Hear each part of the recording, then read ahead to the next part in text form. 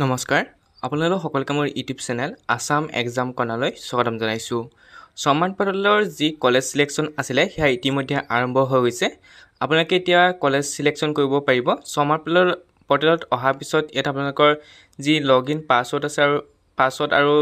যি আপোনালোকৰ আইডি আছে সেই আইডি দি লগইন কৰিব লাগিব। লগইনৰ কাৰণে মই যিদৰে দেখুৱাইছোঁ আপোনালোকে তেনেকৈ আহিব। অহাৰ পিছত যিটো লগইন বটন দেখিব তাত লগইন কৰিব। আৰু যিসকলে এতিয়ালৈকে কোনো ধৰণৰ ৰেজিষ্ট্ৰেশ্যন কৰা নাই বা প্ৰফাইল ক্ৰিয়েশ্যন কৰা নাই তেওঁলোকে প্ৰফাইল ক্ৰিয়েশ্যন আগতে কৰি ল'ব লাগিব। ৰেজিষ্টাৰ্ড ইউজাৰ লগইনত আপোনালোকে মোবাইল নম্বৰ বা আপোনাৰ ইমেইল দি আৰু পাছৱৰ্ড দি লগইন কৰিব পাৰিব। তাত যিটো কেপচা কোড আছে সেইটো দিব লাগিব। তিনিটা দি পেলাই আপোনালোকে লগইন কৰিব পাৰিব। যদি আপোনালোকে পাছৱৰ্ড পাহৰি গৈছে তেতিয়া ফৰগট পাছৱৰ্ড মাৰিব। যদি আপোনালোকে দুইটাই পাহৰি গৈছে তেতিয়াহ'লে ৰিচেণ্ট একাউণ্ট বটনত ক্লিক কৰিলে আপোনালোকৰ যিটো ৰেজিষ্টাৰ্ড ইমেইল আইডি বা যিটো আইডি আছে সেইটো গুচি যাব, লগতে পাছৱৰ্ডটো গুচি যাব। গতিকে দুইটাই দি আপোনালোকে লগইন কৰিব পাৰিব, মোবাইল নম্বৰ বা ইমেইল আইডি। তাৰপিছত লগইন কৰাৰ পিছত ইয়াত আপোনালোকে দেখিব মাই প্ৰফাইল, মাই এপ্লিকেশ্যন, ডকুমেণ্ট ৰি আপলোডিং, মাই এডমিশ্যন অফাৰ সকলো দেখিব। এইখিনি ষ্টেপ আপোনালোকে যেতিয়া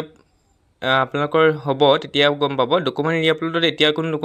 ডকুমেণ্ট প্ৰয়োজন নাই, কাৰণ আপোনালোকৰ কি হ'ল যেতিয়া লাষ্টৰ ষ্টেপলৈ যাব তেতিয়া আপোনালোকে ডকুমেণ্টখিনি দিব লাগিব। এইচএছৰ মাৰ্কশ্বিট, ক্লাছ 10ৰ মাৰ্কশ্বিট। তেতিয়া আপোনালোকে যদি কিবা ভুল হয় তেতিয়া ৰি আপলোডিং কৰিব পাৰিব। এডমিশ্যন অফাৰ যেতিয়া আপোনালোকে অফাৰ আহিব, অৰ্থাৎ যেতিয়া আপোনালোকৰ কলেজবিলাকে অফাৰ দিব যে আপুনি মেইল লিষ্টৰ নাম আহিছে তেতিয়া আপুনি অফাৰত গৈ চিলেক্ট কৰিব পাৰিব। ইয়াত আপোনালোকৰ view profile, bank details, add hostel details, add family income details, view sports quarter এইখিনি আছে। আপোনালোকে বেংক ডিটেইলছ এড কৰি ল'ব, নিজৰ বেংক একাউণ্ট দিব। নাথাকে যদি আপোনালোকে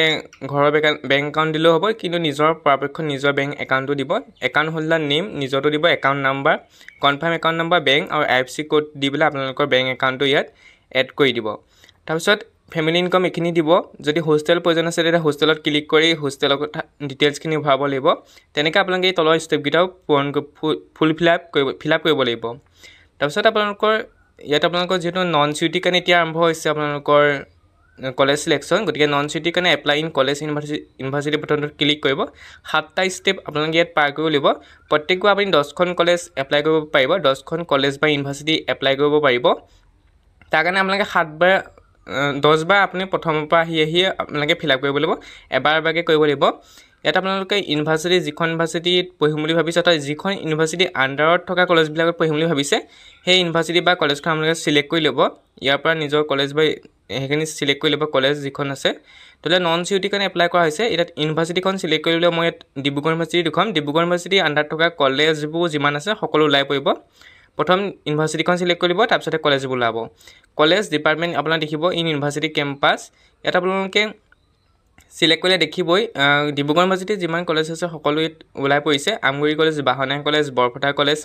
বি লাচিত বৰফুকন কলেজ সকলো ইয়াত ওলাই পৰিছে। গতিকে আপোনালোকে যিখন কলেজত এপ্লাই কৰিম বুলি ভাবিছে সেই কলেজখন ইয়াৰ পৰা চাই ল'ব। লগতে যিসকল ছাত্ৰ ছাত্ৰীয়ে ডিব্ৰুগড় ইউনিভাৰ্চিটি কেম্পাছত পঢ়িম বুলি ভাবিছে তেওঁলোকৰ কাৰণেও আছে। ডিব্ৰুগড় ইউনিভাৰ্চিটি কেম্পাছত যদি আপোনালোকে পঢ়িম বুলি ভাবিছে BA BSc লগতে মাষ্টাৰ ডিগ্ৰী একেলগে কমপ্লিট কৰিম বুলি ভাবিছে তেতিয়াহ'লে ইণ্টিগ্ৰেটৰ কাৰণে আপোনালোকে এপ্লাই কৰিব পাৰে। তাৰ কাৰণে আপোনালোকে ডিব্ৰুগড় ইউনিভাৰ্চিটি কেম্পাছ ডিপাৰ্টমেণ্টটো চিলেক্ট কৰিব লাগিব, অৰ্থাৎ কোনটো ডিপাৰ্টমেণ্টত এপ্লাই কৰিব, অৰ্থাৎ কোনটো ছাবজেক্ট লৈ আপুনি মেজৰ লৈ পঢ়িম বুলি ভাবিছে। যদি আছামিজ লৈ পঢ়ে আছামিজত ক্লিক কৰিব, বড়ো লৈ পঢ়িলে বড়োত ক্লিক কৰিব লাগিব, এপ্লাইড জিঅ'লজি ল'লে এপ্লাইড জিঅ'লজিত ক্লিক কৰিব লাগিব। যিটোতে পঢ়ে আপোনালোকে যিটোতে এডমিশ্যন ল'ম বুলি ভাবিছে তাৰ কাৰণে ডিব্ৰুগড় ইউনিভাৰ্চিটি কেম্পাছটো চিলেক্ট কৰিব লাগিব। যদি আপুনি ডিব্ৰুগড় ইউনিভাৰ্চিটি কেম্পাছত নপঢ়ে তেতিয়া ডিব্ৰুগড় ইউনিভাৰ্চিটি আণ্ডাৰত থকা কলেজৰ যিকোনো এখন কলেজ আপুনি চিলেক্ট কৰিলেই হ'ল। ইয়াত সকলো আছে আপোনালোকে চাই ল'ব। মই যদি আপোনাৰ এটা যদি দেখুৱাই দিওঁ আপোনালোকৰ লাইফ চায়েন্স, বটানী, জুলজি, আপোনালোকৰ মেথামেটিক্সলৈকে আছে। গতিকে মই আপোনালোকক যদি লাইফ চায়েন্স জুলজি ক্লিক কৰি দেখুৱাওঁ, এবাৰ কেম্পাছত দেখুৱাই দিম, এবাৰ কলেজত দেখুৱাই দিম। গতিকে আপোনালোকৰ এবাৰ কলেজ আৰু এবাৰ আপোনালোকৰ যিটো ডিপাৰ্টমেণ্ট আছে এবাৰ তাত দেখুৱাই দিম কি অপশ্যন আপোনালোকে গম পাব।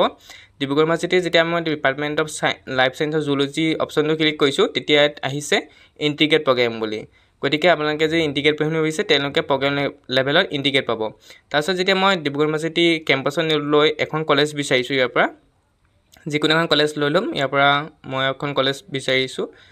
যিকোনো এখন কলেজ ল'ম য'ত আৰ্টছ আৰু ছায়েন্স দুয়োটাই থকা কলেজ, যাতে আপোনালোকৰ সুবিধা হয় কি শ্ব' কৰে তেতিয়া গম পাব। মই ইয়াৰ পৰা মই এখন কলেজ লৈছোঁ, কাকজান কলেজখন লৈছোঁ। তাৰপিছত ইয়াত চাব প্ৰগ্ৰেম লেভেলত আপোনালোকৰ দেখিছে বেচেলৰ আণ্ডাৰ গ্ৰেজুৱেট প্ৰগ্ৰেম বুলি আহিছে তাতে ক্লিক কৰিব লাগিব আপোনালোকে তেনেকৈ প্ৰত্যেক কলেজতে আহিব তাৰপৰা আহিলে স্কিম টাইপটো কেনেকুৱা ল'ব হৈছে এইটো আপোনালোকে NAP দুটা আছে এটা NAP ষ্ট্ৰীম আৰু NAP ডিচিপ্লিন স্পেচিফিক গতিকে আপুনি প্ৰথম NAPটো চাই লওঁ কি দেখুৱায় NAP ষ্ট্ৰীমত যে চিলেক্ট কৰোঁ আমি ইয়াত আপোনালোকৰ বেচেলৰ অফ আৰ্টছ আৰু বেচেলৰ অফ চায়েন্স দুইটাই আহিছে যিসকলে বেচেলৰ অফ আৰ্টছ পঢ়িম বুলি ভাবিছে বেচেলৰ অফ আৰ্টছত ক্লিক কৰিব যিসকলে চায়েন্স পঢ়িম বুলি ভাবিছে তেওঁলোকে চায়েন্সত ক্লিক কৰিব গতিকে তেনেকৈ চাই ল'ব যদি আমি NAP যিটো ডিচিপ্লিন আছে সেইটো যদি ক্লিক কৰোঁ তাত একো শ্ব' নকৰে গতিকে আপোনালোকে NAP ষ্ট্ৰীমটোৱে ৰাখিব তাত আপোনালোকে আৰ্টছ চায়েন্স যিটো হয় আপোনালোকে চিলেক্ট কৰি ল'ব তাৰপিছত I link to university admission policy এইটো আপোনালোকে আই এগ্ৰি বটনটো ক্লিক কৰিব প্ৰচিড বটনত আপোনালোকে যাব লাগিব এইখিনি এপ্লাই কৰাৰ পিছত প্ৰচিড বটনত ক্লিক কৰিব ক্লিক কৰাৰ পিছতে আপোনালোকৰ সন্মুখত আহিব যি ছাবজেক্ট চিলেক্ট কৰিলে সেইখিনি ওলাব এতিয়া আহিলে আপোনাৰ চিলেক্ট এডমিশ্যন স্কিম এইটো ইম্পৰ্টেণ্ট কথা এখন মেজৰ এখন মাইনৰ চিলেক্ট কৰিব লাগিব যিটো প্ৰথম চিলেক্ট কৰিব সেইখন আপোনাৰ মেজৰ হ'ব অৰ্থাৎ অনাৰ ছাবজেক্ট হ'ব ডিচিপ্লিন গ্ৰুপৰ প্ৰথম ছাবজেক্টখন যিখন চিলেক্ট কৰিব সেইখন আপোনাৰ মেজৰ ছাবজেক্ট হ'ব গতিকে আপুনি কোনখনত মেজৰ লৈ পঢ়িম বুলি ভাবিছে ইয়াৰ পৰা আপুনি চুজ কৰি ল'ব যদি আছামিজ ল'ব বিচাৰে আছামিজ ল'ব লাগিব এডুকেশ্যন ল'ব হ'লে এডুকেশ্যনৰ যি আপুনি ল'ব বিচাৰে ছায়েন্স হ'লে ছায়েন্সৰ আৰ্টছ হ'লে আৰ্টছৰ তাৰপৰা 2 নম্বৰখন মাইনৰ হয় মাইনৰখন আপোনালোকে ছেকেণ্ড ছেমিষ্টাৰ নে থাৰ্ড ছেমিষ্টাৰ চেঞ্জো কৰিব পাৰে গতিকে মাইনৰখনো আপোনালোকৰ কাৰণে ইম্পৰ্টেণ্ট মেজৰখনো ইম্পৰ্টেণ্ট গতিকে প্ৰথমখন আপোনাৰ মেজৰ হ'ব দ্বিতীয়খন আপোনাৰ মাইনৰ হ'ব গতিকে আপুনি কোনখন বাছি লয় সেইটো মনৰ কথা আপোনাৰ কিন্তু আপোনালোকৰ প্ৰথমখনে মেজৰ বুলি ধৰা হ'ব অনাৰ্ছ বুলি ধৰা হ'ব যিখনত আপুনি ডিগ্ৰীটো লাভ কৰিব তেনেকৈ প্ৰচিড কৰাৰ পিছত আপোনালোকৰ এইখিনি চিলেকশ্যন হ'ল বুলি ক'ব তাৰ প্ৰগ্ৰেম চিলেকশ্যন হৈ গ'ল গতিকে ডিটেইলছখিনি দেখুৱাব তাৰপৰা নেক্সট বটনত ক্লিক কৰিব নেক্সট বটনত ক্লিক কৰাৰ পিছত পাৰ্চনেল ডিটেইলছ আহিব পাৰ্চনেল ডিটেইলছত ইতিমধ্যে যিটো আপোনালোকে প্ৰফাইল ক্ৰিয়েশ্যন কৰি ৰাখিছিলে অলৰেডি গোটেই ফিলআপখিনি হৈ থাকিব গতিকে আপোনালোকে ইয়াত কোনো সালসলনি কৰিব নালাগে নেক্সট বটনত ক্লিক কৰিব একাডেমিক ডিটেইলছত আপোনালোকৰ ক্লাছ 10ৰ ডিটেইলছ দিব লাগিব আৰু 12ৰ ডিটেইলছ দিব লাগিব ক্লাছ 12 আপুনি কেতিয়া পাছ কৰিছিল সেইটো উল্লেখ কৰিব 23 চনত পাছ কৰিছিল 23 চনত 22 চনত পাছ কৰিলে 22 চন দিব যিটো পাছ কৰিছিল আপোনালোকে উল্লেখ কৰিব 23 চন ক্লাছ 10ত আপোনালোকে পাৰ্চেন্টেজ কিমান পাইছিলে সেইটো উল্লেখ কৰিব লাগিব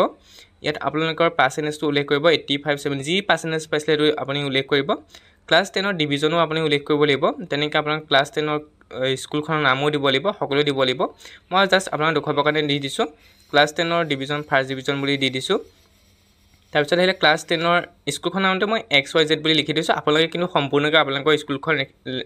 লিখিব যিখনত আপোনালোকে হাই স্কুল অৰ্থাৎ SLC পাছ কৰি আহিছে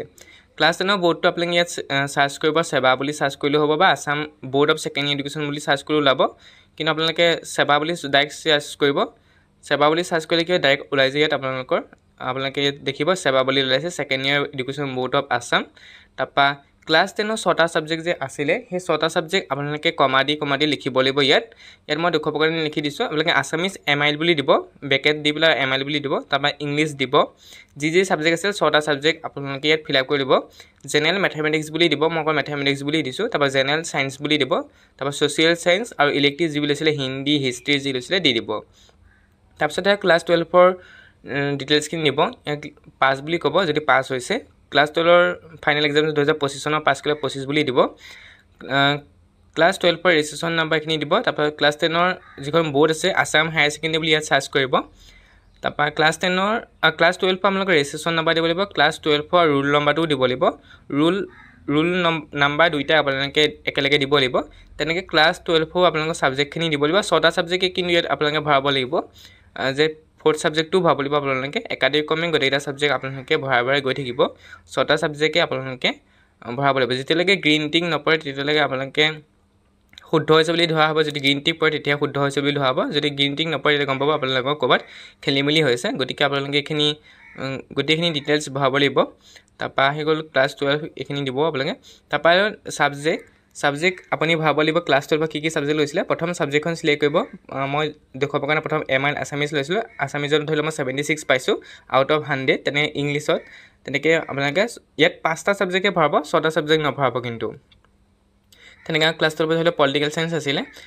মই পাইছোঁ যেনিবা ধৰি লওক আপোনালোকৰ 77 কিমানৰ ভিতৰত পাইছোঁ 100 ভিতৰত গতিকে এণ্ডাৰ দা টোটেল সাবজেক্ট মাৰ্কছ গতিকে 100 ভিতৰতে থাকে গতিখিনি গতিকে 100 ভিতৰত মই যেনিবা 77 পাইছোঁ গতিকে টোটেল আপোনালোকে 5খন সাবজেক্ট ভৰাব লাগিব যিখন ফোৰ্থ সাবজেক্ট আছে সেই ফোৰ্থ সাবজেক্টখন আপোনালোকে ভৰাব নোৱাৰে ভৰাব নালাগে হেকত কাৰণ আপোনালোক যেহেতু 500 নম্বৰ ওপৰতে আপোনালোকৰ যেহেতু